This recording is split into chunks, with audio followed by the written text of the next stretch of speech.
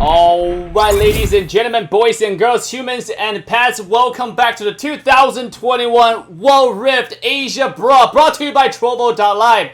You are now in the semifinals of the entire tournament. The journey is finally coming to a conclusion, almost.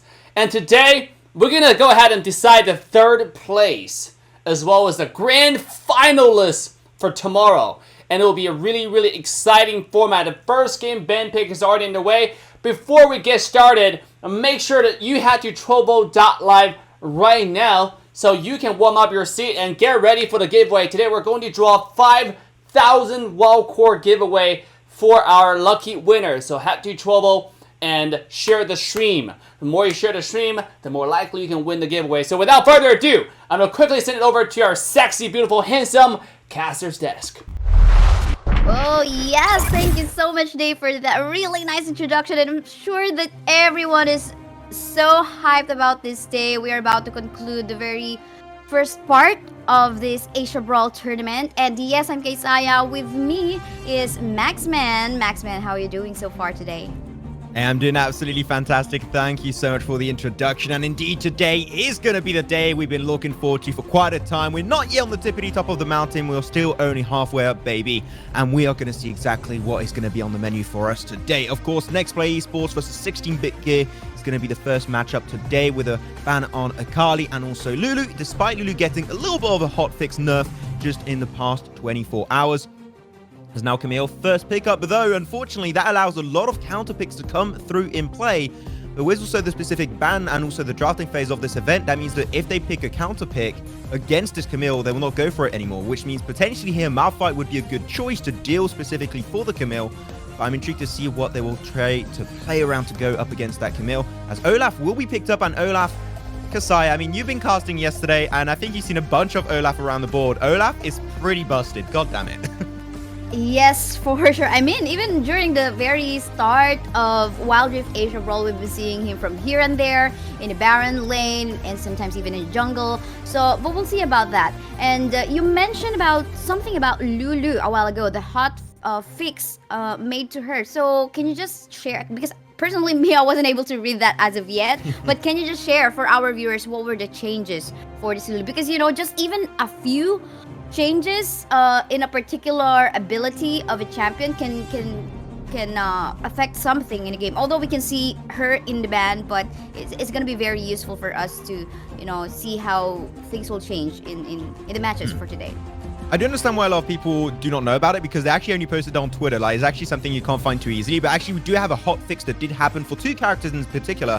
It was actually Lulu and Orianna. Both their ultimates have increased cooldown now. 15 seconds on level 1, 10 seconds on level 2, and 5 seconds on level 3. So it makes it just a little bit harder, especially in the new game stage, for the likes of Lulu and also for the likes of Orianna to really pull through and spam that ultimate that is really drastic to their entire kit. So a little bit of a nerf that makes them a little bit less reliable, but no, a 15-second cooldown reduction on level 1 is still not going to change your life all that heavily. But anyways, for the side of Nexplay, you got the Camille with the first pick. That's going to be followed up afterwards with some Graves and also with a Brawl. So overall, pretty good, pretty strong comp. Their dive potential, especially followed up behind the Camille, is going to be rather strong. But to deal with that counter up, they're going to go with the also Orianna that I mentioned did get nerfed a little bit. But what I love also here is going to be that Alistar. I'm a one-trick Alistar myself, in case you guys do not know. I love Alistar. I like being a big, beefy, tanky boy in the front line and soaking up all the damage for my team. But overall, also, Alistar is really good because with the headbutt, you can negate the ultimate of the Camille and push her away off the likes of Miss Fortune or the Orianna, whichever character she decides to dive. This is going to be a great pickup to deal in the later stages up against the Camille to make sure she can't have as much of an impact as she might expect.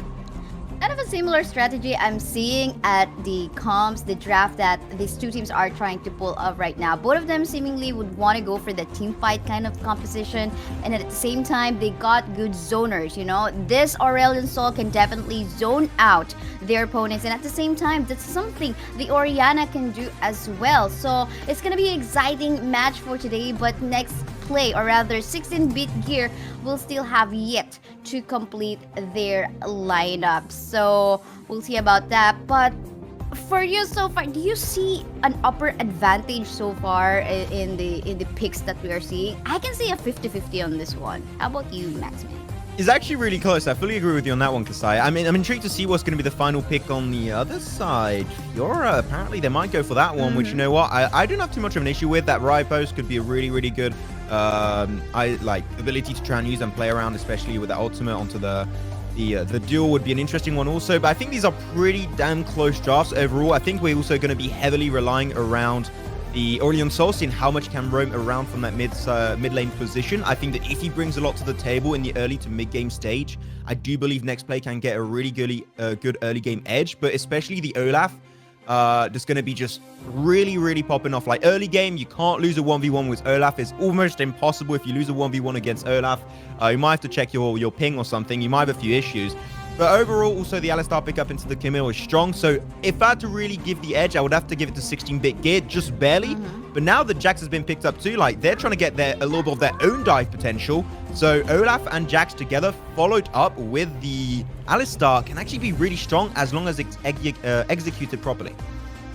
Well, yeah, for sure. A while ago, we just saw how 16-bit gear tried to flex the Olaf into the jungle and maybe putting Jax in the Baron lane, and they're actually even thinking about picking up a Fiora for that one, because we've seen yesterday a lot of good plays between the Fiora as well as the Camille, especially if you want to go for the split push strategy. But seems like 16-bit gear in here decided to just go full on 5v5, or able to go for that 5v5 clash potential against Nexplay Esports. They don't really want to miss one out. Like, okay, if they're going to be adding up a Fiora, then they're going to be forced to just have the Fiora, maybe split push and not join the team fight, and they might be lacking that one despite having a beefy frontliner in a form of this Alistar. But yeah, we've completed the draft so far. 50-50 for me. I'd rather say we have Maxman choosing 16-bit gear's lineup just a little bit. But yeah, I think it will just boil down on the strategy. It will just boil down on the execution that they're gonna be pulling off in this one. But just a little bit of trivia for our viewers. So 16-bit gear already defeated Nexplay Esports on a 3-1 score in the last Trovo tournament, the $500 tournament. That was 3-1, and that tells us something, the capability of 16-bit gear. But you know, changes happen. There were some patch hot fixes and everything, so we'll see if this time maybe Nexplay Esports will be able to make a comeback, or maybe 16-bit gear will still show their dominance up against Nexplay. I mean, not only did they also win the last invitational event, by the way, but also like they've been running the gauntlet in the loser bracket. Like they lost the first game they played. They were playing up against, I believe it was Omega Esports. I have yet to actually cast Omega Esports. So I really want to see how they play potentially. But 16-bit like lost 2-0, like really dominant. And then like they played against Liab 2-1. They played also versus Sengoku Gaming. They took it 2-0. Like they took down two teams out of the loser bracket, like Liab and Sengoku Gaming. That really goes to show how strong this team potentially can be. Some people thought they fell out like a little bit out of relevancy because they were just losing so early on against the likes of Omega Esports, but I think that really that was just a one-off. They are now doing the entire gauntlet, and if they win today, they got 3 games won back to back in the loser bracket, just barely clinging onto this event. And if they make it, they're going to be in the loser bracket finals to try and make their way back into the winner bracket in the grand finals of the event. So if one team can do it, it must of course be 16-bit gear.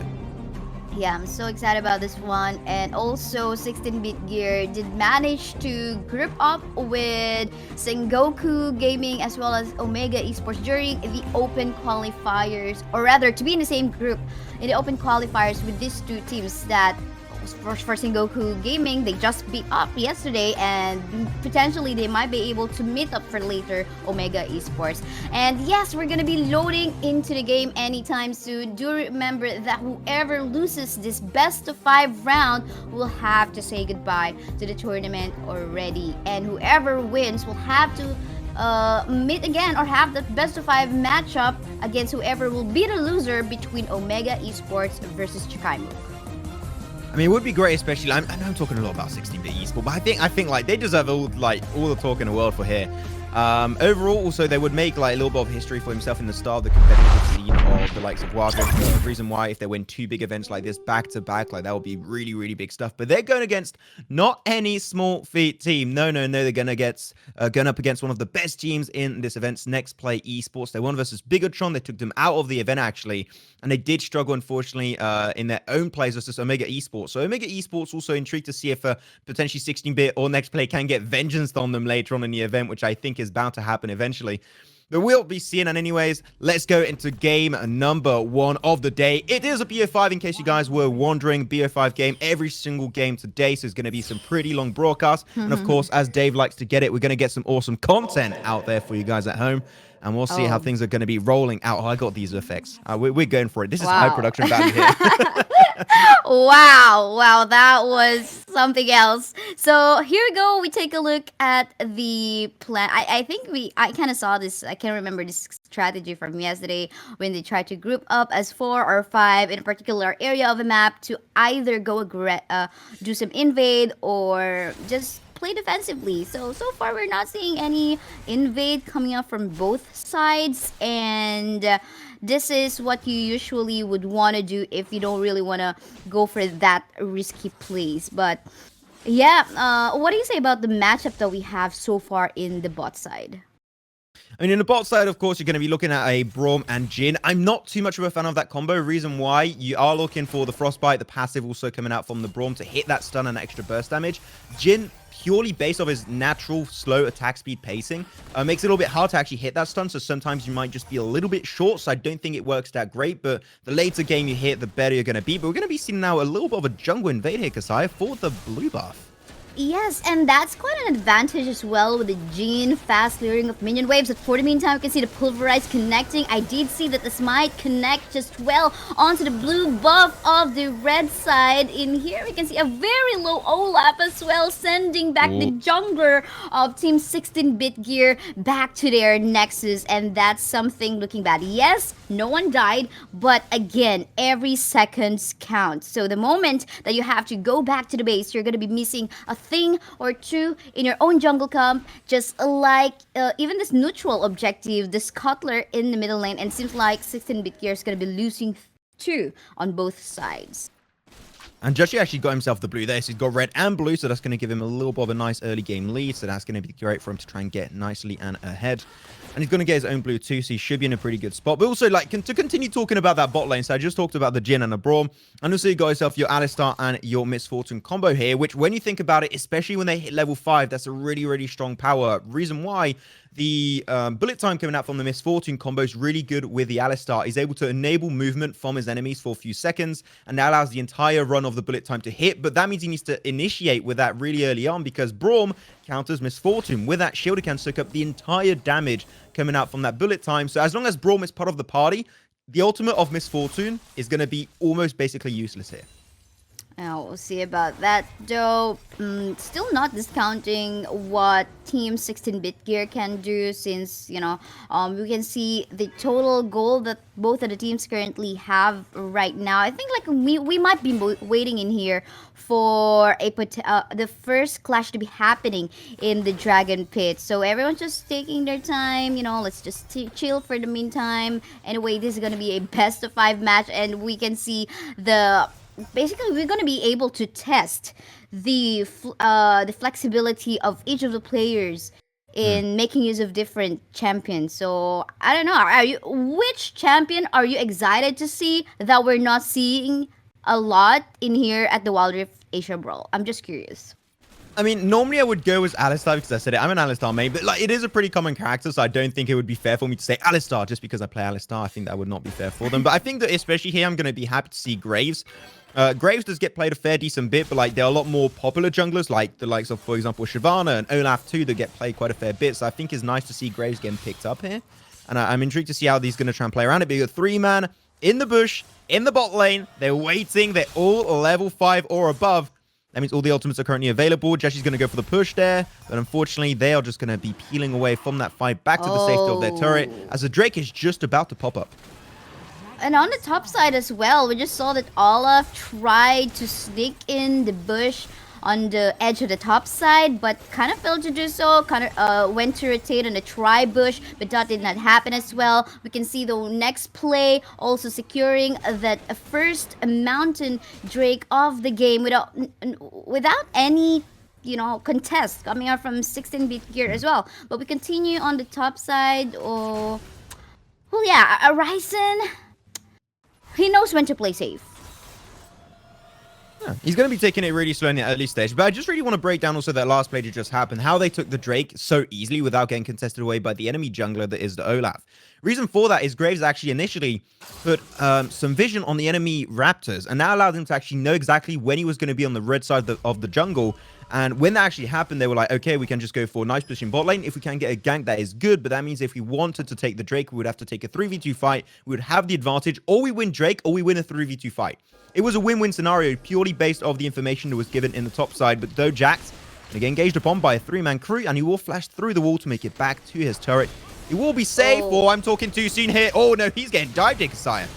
Oh, yes, indeed. He should have not come back from that one. I thought he'd already be safe under the turret in here up top. But then again, he tried to just check the bush once more, getting punished for doing that. So, but for the meantime, we can see in here who's going to get the first turret. It definitely is going to be Nexplay Esports, and seemingly we can see the strategy, very familiar to what we've been seeing from yesterday. They will try to push up until the second turn of the game, but for the meantime on the bot side we can see a 3v2 ongoing as of the moment. Gene having a hard time trying to deal or connect the damage against the target on the side of 16-bit gear, and this is what you have mentioned a while ago. Slow.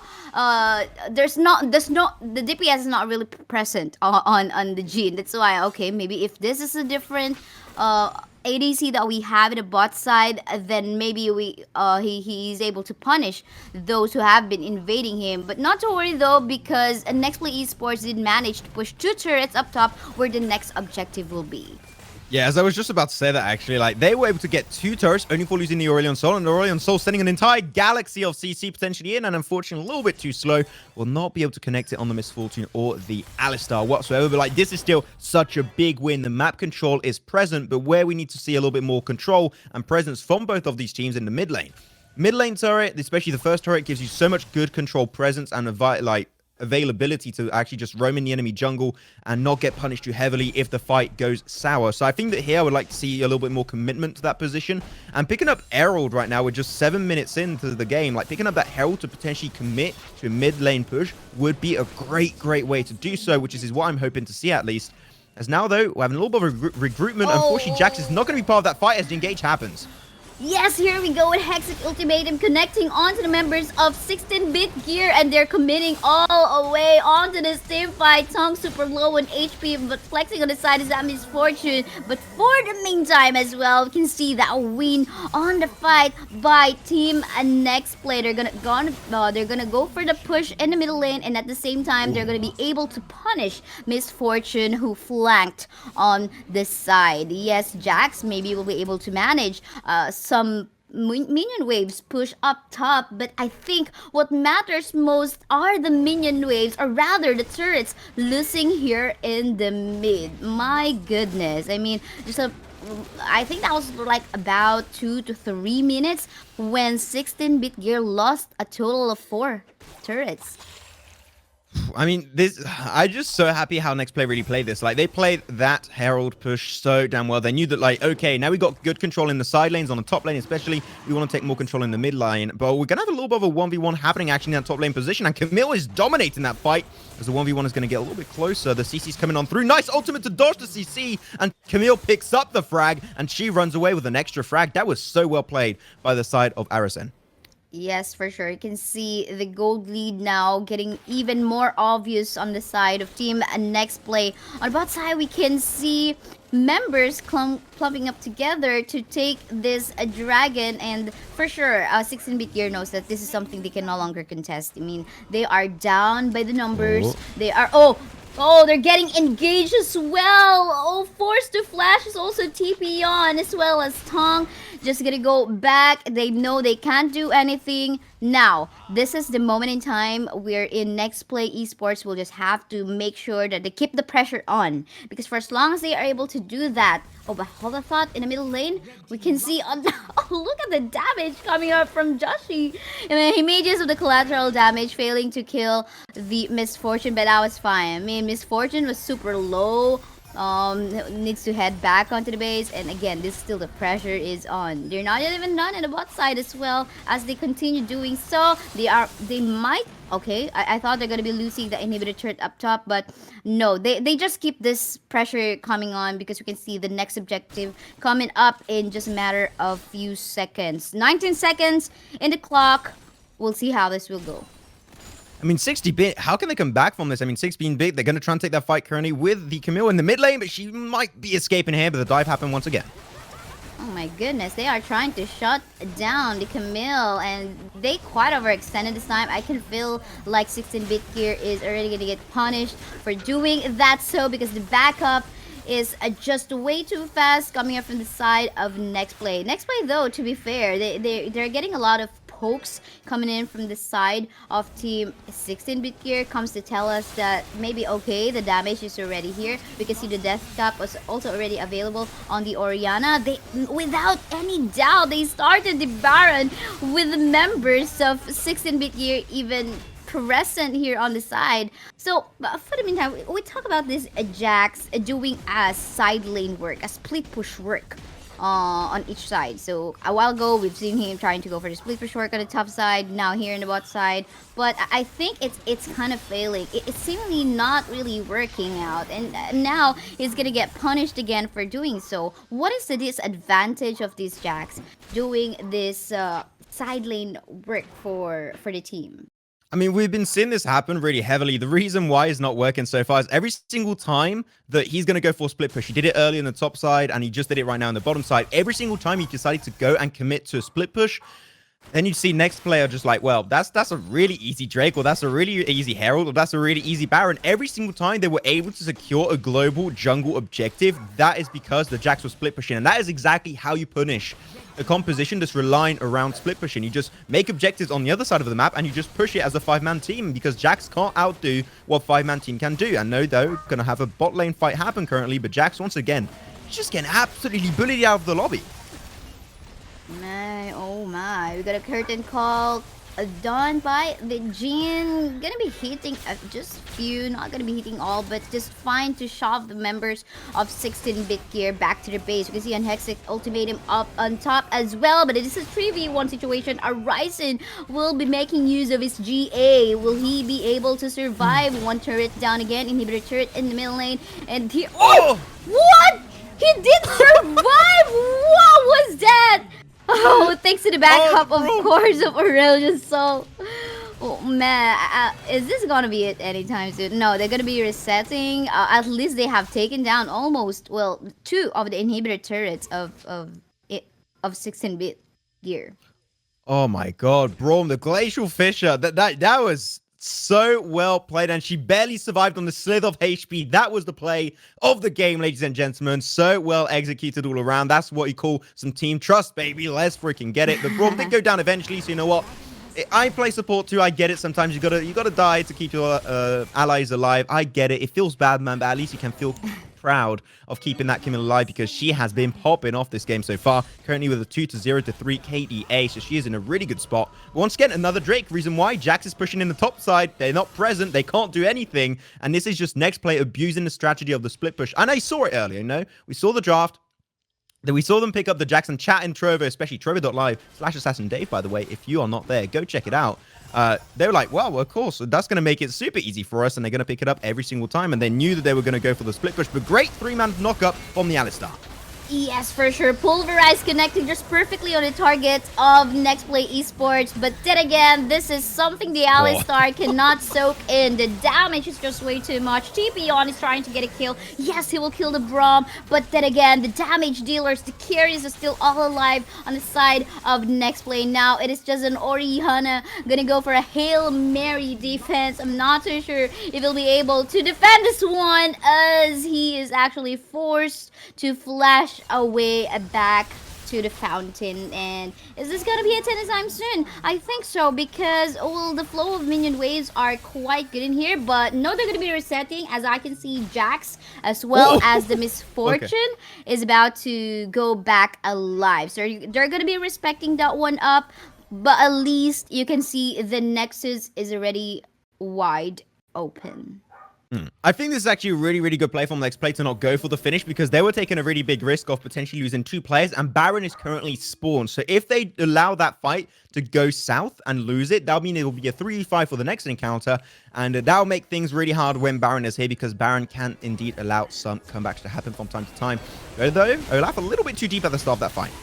Yes, I mean, he got face jacked in here by the members of Nexplay Esports. Bullet Time's gonna be connecting onto some members of Team Nexplay, but look at the base! Look at the Nexus! Is this an Horizon play right now? The Camille will just wanna end the game, and this is gonna be super frustrating for Team 16-bit. My, oh my, why did you left the Camille alone?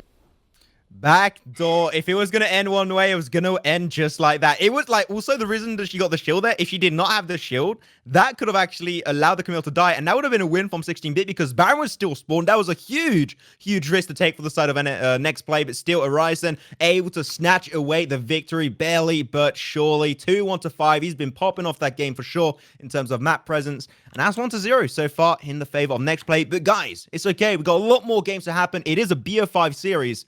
The Nexplay really shown that here, their macro, their shot calling is just so high up there. They are truly next level.